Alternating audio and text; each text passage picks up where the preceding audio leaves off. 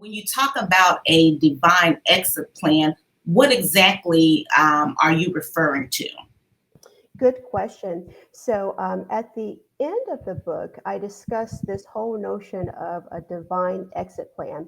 And what I mean by that is we all know that ultimately we will have an exit strategy, whether we want it or not, and we will all go to be with the Lord. But what I'm really referring to is that those of us who are in God are always growing. We're always exiting one season and entering another.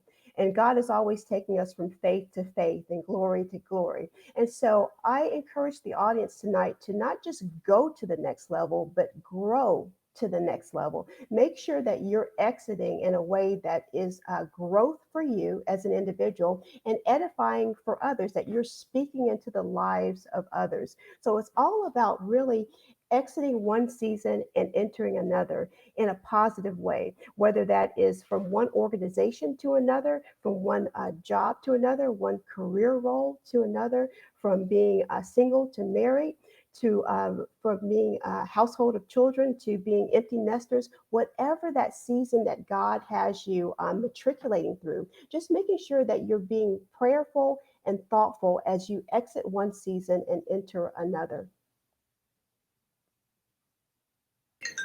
That is awesome. So, with that being said, we talk about a divine exit plan. And oftentimes, like you said, we transition. And one of the things that you also mentioned in the book is you referenced a song that says, "May the work I've done speak for me." Mhm. And so when you said that, I was like, oh my gosh, that is so good, because what you want is when you transition from one place to another, from one job to another, from one level to another, you want the work that you've done in that last place to speak for you, speak volumes of what you did, of how you left, what did you contribute to that particular organization or to that position. Would you care to elaborate on that? Absolutely. I always encourage leaders that before they exit one position or role or season and enter another, that previous role, that previous organization,